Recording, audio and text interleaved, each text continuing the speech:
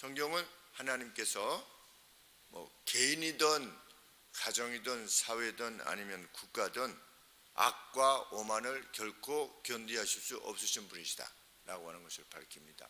오만, 우리 예수님의 비유 중에서 그 부자, 내가 나의 것을 계속 아이가 강조되는 자는 하나님께서 그 오만을 차마 견디하실 수 없으시다. 이것이 성경의 끝없는 가르침입니다. 내가 결정권자가 되려고 할 때 하나님께서는 가만두시지 아니하신다. 왜? 내가 결정권자가 되면 악으로 향할 수밖에 없기 때문입니다. 인간이 그럴 수밖에 없습니다. 그래서 오늘 북이스라엘과 남유다 그리고 심지어는 바벨론 그리고 아시리아, 시대적으로는 아시리아가 더 먼저죠. 북이스라엘은 아시리아에 의해서, 남유다는 바벨론에 의해서 멸망할 것인데 하나님께서 아시리아도 멸망시킬 것이고 바벨론도 멸망시킬 것이다. 이것이 13장 14장의 내용입니다.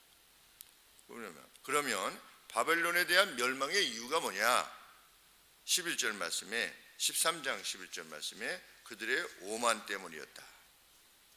내가 세상의 악과 악인의 죄를 벌하며 교만한 자의 오만을 끊으며 강포한 자의 거만을 낮출 것이다.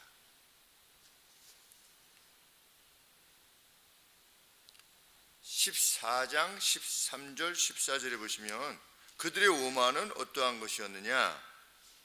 네가 내 마음에 이르기를 내가 하늘에 올라 하나님의 무별 위에 나의 보좌를 높이리라. 이렇게 바벨론 왕이 오만했던 것입니다. 그래서 결국 느부갓네살이 어떤 징계를 당했습니까? 미친 사람이 되어서 소와 같이 풀을 먹었다가 나중에 다시 회복되어지는 내용이 다니엘서에 잠깐 이렇게 나옵니다. 왜 그랬는가? 오만했기 때문이다.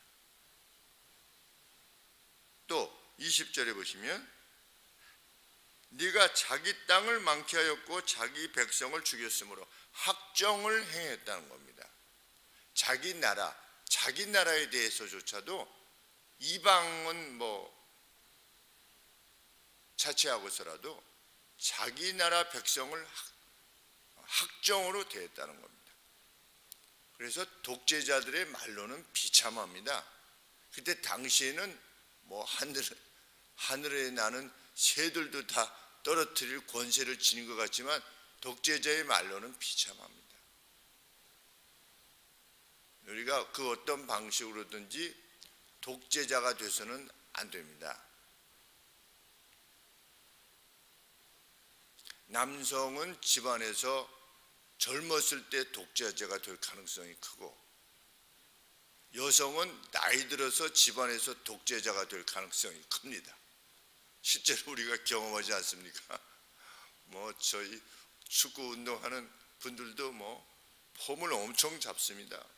집에서는 말이야, 일반 사람들이니까 마누라는 이렇게 해가지고 이렇게 하다가 전화가 오면 갑자기 무드가 바뀌어요. 전화 딱 보고서 집에서 전화가 왔으면 전화 딱 받는 순간 벌써 이 축구 가방을 들어요. 손에 이렇게 들으면서 그래야지 그러면서 나간다. 그러니까 조금 전까지만 해도 집안에서 이러니 저러니 자기가 다 주장하는 것 같지만 실제로 다 전세가 역전돼 가지고 한결같습니다. 그래서 하는 말이 집안의 평화를 위해서 그렇게 하는 거야. 그렇게 말은 하지만 힘이 없어서 이렇게 살아가는데 가정이든 공동체든 독재를 행하면 뒤에 남는 게 없습니다.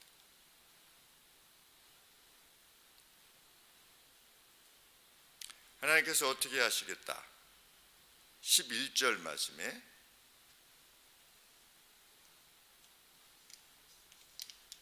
(13장 11절 말씀) 내가 세상의 악과 악인의 죄를 벌하며 교만한 자의 오만을 끊으며 강포한 자의 거만을 낮출 것이다.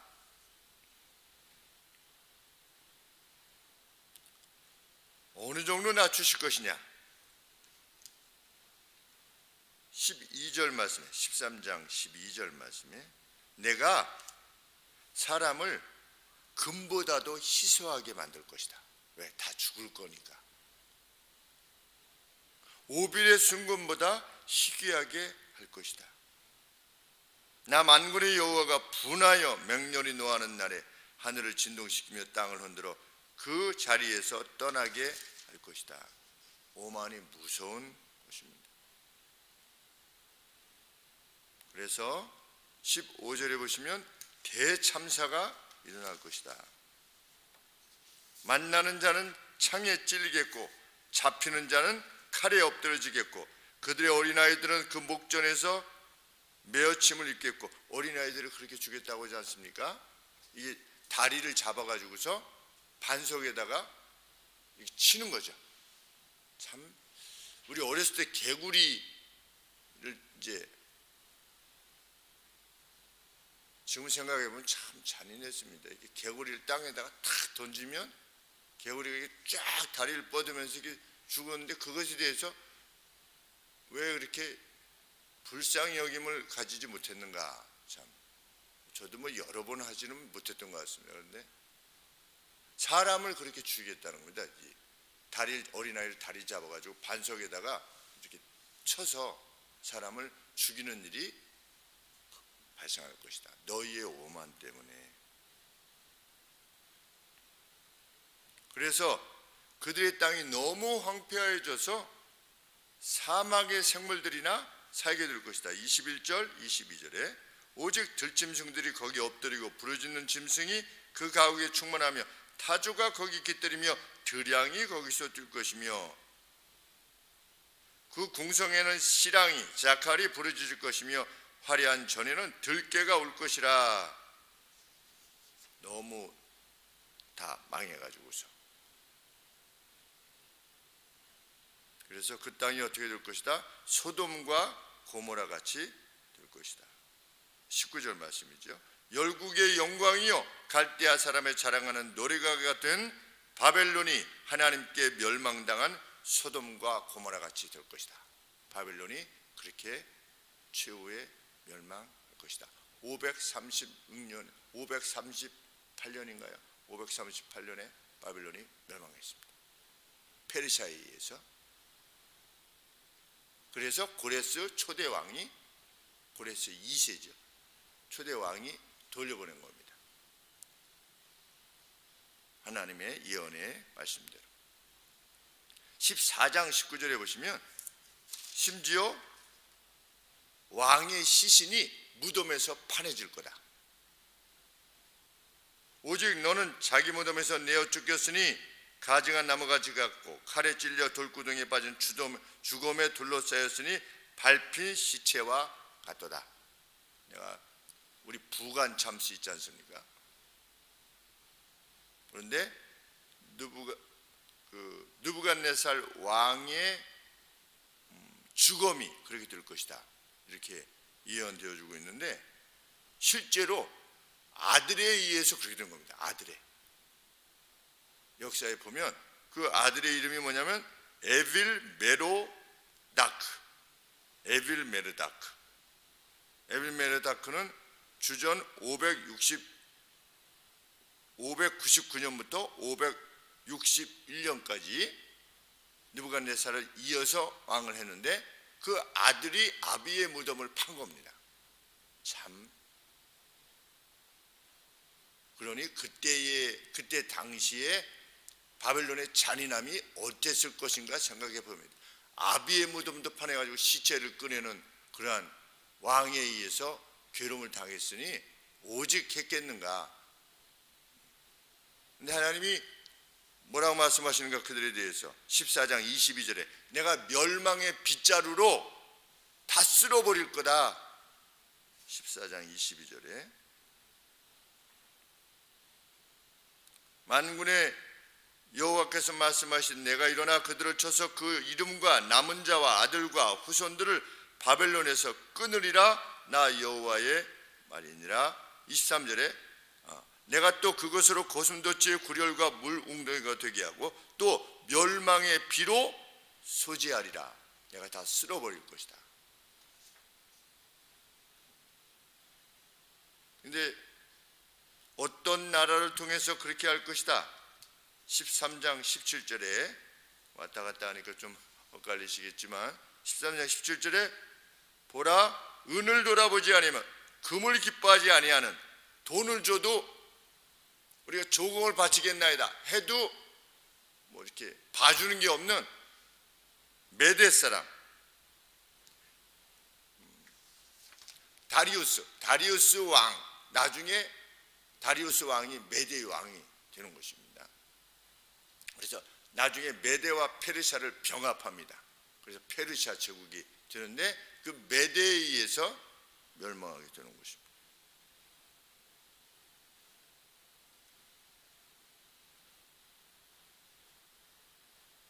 하나님께서는 그렇게 해서 어떻게 하시겠다? 14장 1절에 여호와께서 야곱을 긍휼히 여기시며 이스라엘을 다시 택하여 자기의 옛 땅으로 돌아오게 하실 것이다. 70년 만에 하나님께서 참 그러한 오만을 징치하시는 가운데 북이스라엘 남유다 오만 때문에 다 이렇게 멸망하게 됐는데 아시리아 바벨론을 멸망시키신 다음에 어떻게 할 거다? 다시금 돌아오게 하실 것이다. 이것이 하나님의 약속입니다. 왜 돌아오게 하시느냐? 자기 백성을 긍휼히 여기시기 때문이다. 그리고 그 안에서 메시아를 보내기 위함이다. 이것이 계속적으로 반복되는 것입니다. 그런데 2절에 14장 1절 2절에 보시면 나그네 된 자가 야곱 족속에게 가입되어 그들과 연합할 것이며, 거기 살고 있던 사람들이, 이방 땅에 살고 있던 사람들이 하나님께서 예언의 말씀을 이루신 것을 보고 그 하나님의 자비와 능력을 보고 어떻게 할 것이다. 마치 출애굽할 때 애굽의 족속들이 이스라엘 백성들을 따라 나오지 않았습니까? 잡족처럼 따라 나온 것처럼 여기 포로된 지경에서도 이방인들이 이스라엘을 따라서 올 것이다. 그만큼 내가 이룬 것은 분명한 것이 될 것이다.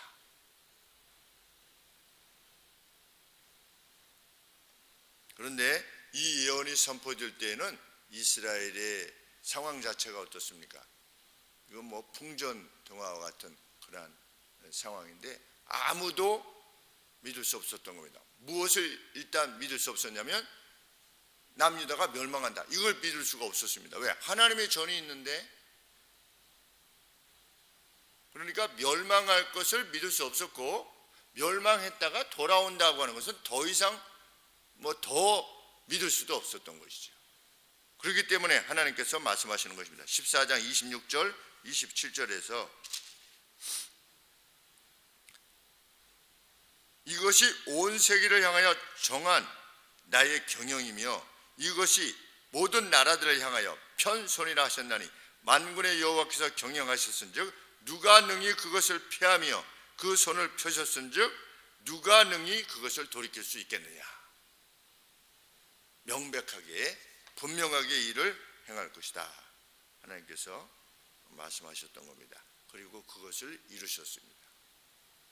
그래서 바벨론, 아시리아도 가고 바벨론도 가고 다니엘서에 나오면 그 신상이 아니고 스태츄라고 그러는데 어떤 상이죠. 사람 상, 어떤 상이 있는데 제일 위에는 바벨론, 그 다음에 페르시아, 그 다음에 그리스, 그 다음에 로마,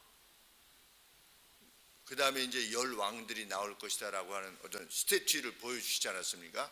그래서 바벨론 왕의 꿈에, 그래서 그래서 쭉 해석하는데 하나님께서는 그 해석대로 역사를 이루어 오셨습니다. 언제까지?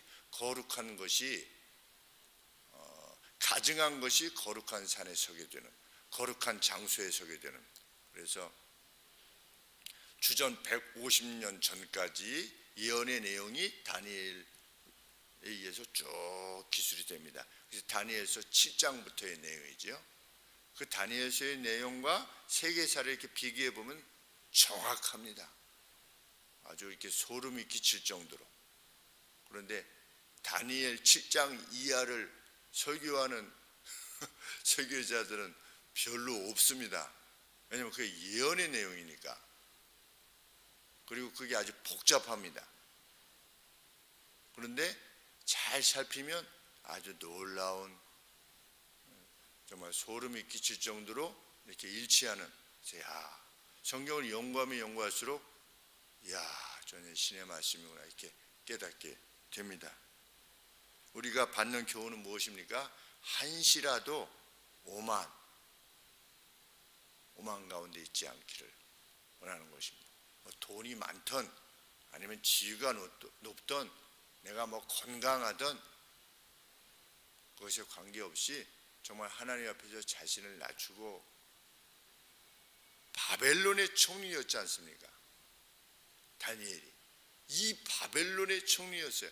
그런데 하루 3번 무릎을 꿇고 이스라엘 예루살렘을 향하여서 문을 열고 1,000몇백 킬로나 떨어져 있는 그것을 향해서 하나님 앞에 호소하는, 하루 3번이나 호소하는 그 날을 언제까지 계속했다?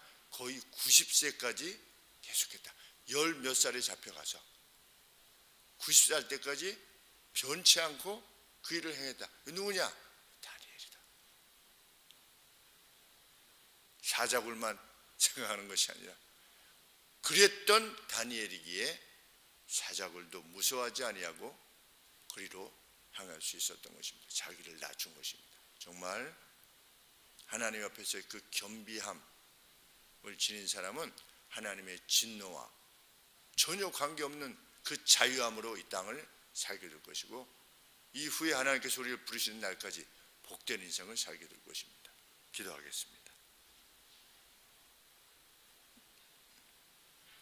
만왕의 왕이신 하나님의 아버지, 무릎을 꿇어 마땅한 경배의 표를 아버지 앞에 고하는 저희가 되게 하시기를 간절히 소원합니다.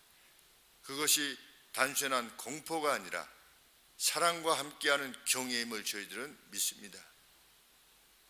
아버지, 세상의 역사를 주관하시는 아버지, 그 가운데 우리를 두셨으니 우리를 사용하여 주시고 겸비하게 주님의 도구가 되어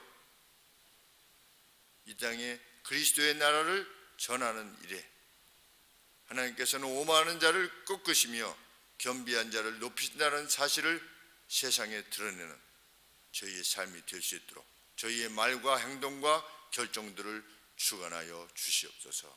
예수님의 이름으로 기도합나이다. 아멘.